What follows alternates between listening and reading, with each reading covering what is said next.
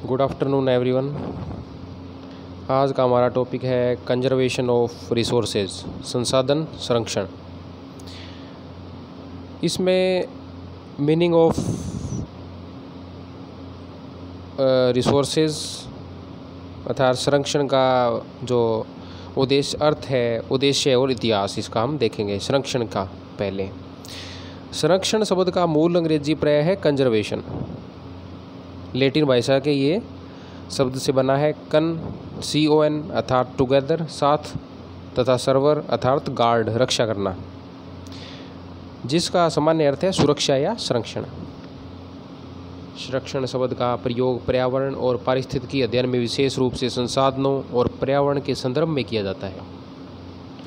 मानव अनादिकाल से ही प्राकृतिक साधनों का उपयोग एवं उपभोग करता रहा है और आज भी कर रहा है। निरंतर उपयोग से किसी भी वस्तु अथवा पदार्थ की कमी हो जाना अथवा समाप्त हो जाना स्वाभाविक है।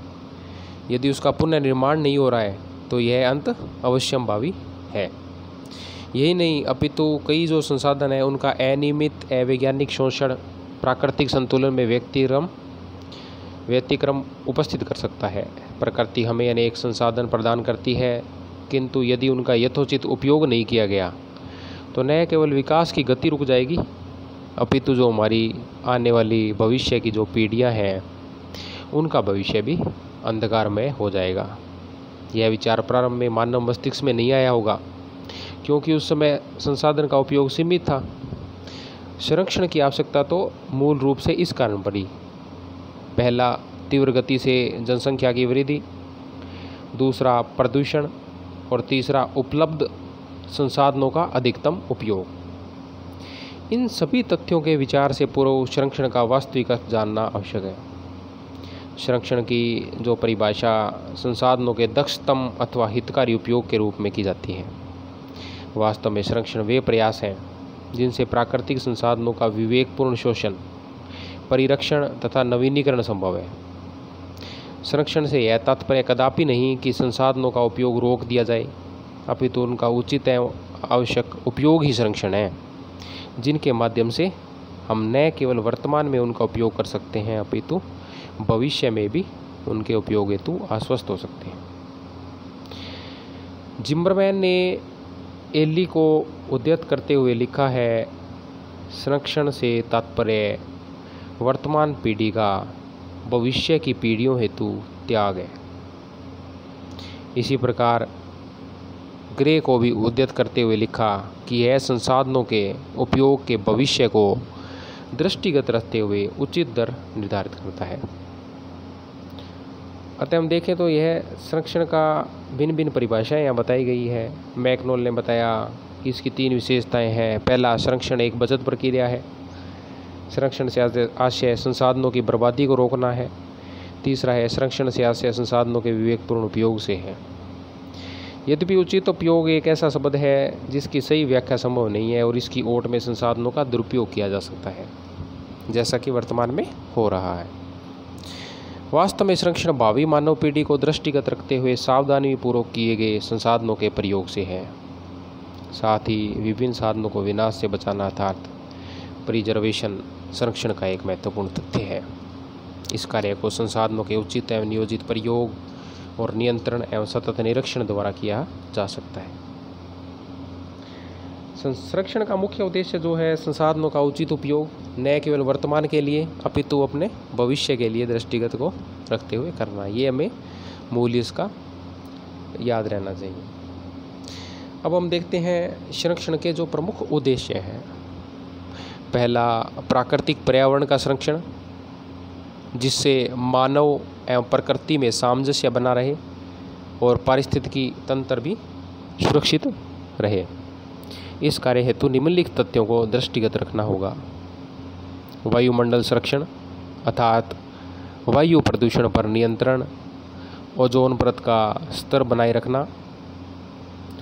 फिर है जल प्रदूषण पर रोक एवं जल का उचित प्रयोग। तीसरा, जलवायु परिवर्तनों पर निगरानी रखना।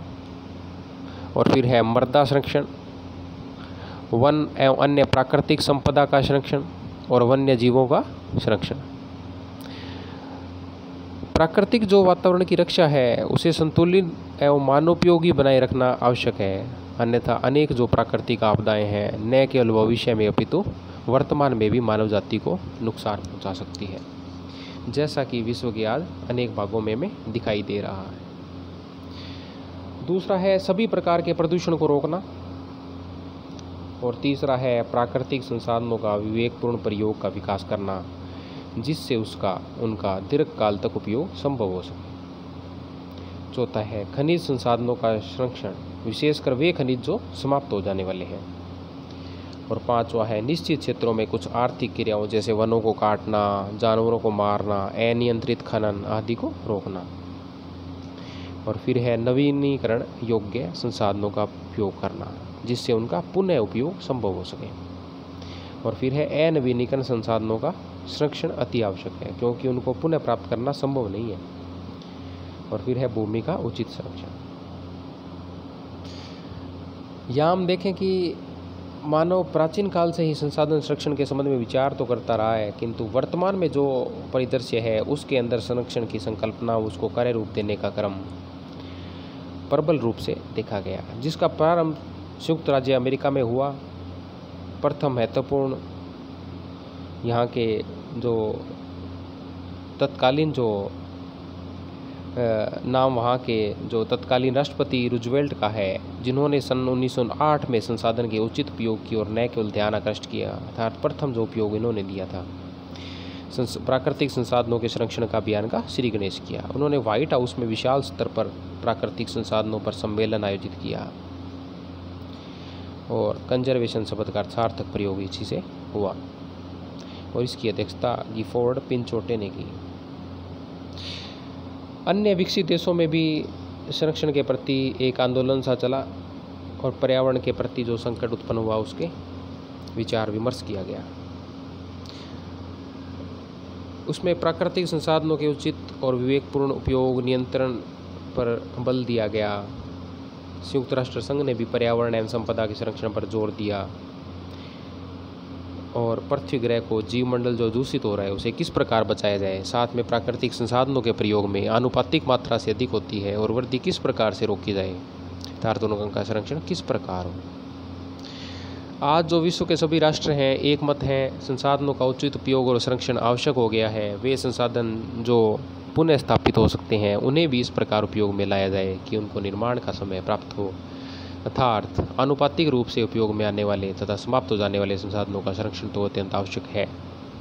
इस संबंध में अनेक सम्मेलन भी हो रहे हैं, किंतु भविष्य में के लिए हमें वर्तमान की पूर्ति को अवश्य कम करना होगा, अन्यथा आने वाली जो पीढ़ियां हैं वो न केवल विभिन्न धातुओं तथा पेट्रोलियम पदार्थों के लिए तरसेगी, अपितु हमारा पर्यावरण भी इतना प्रदूषित हो चुका होगा कि शायद जीवन ही कठिन हो जाए।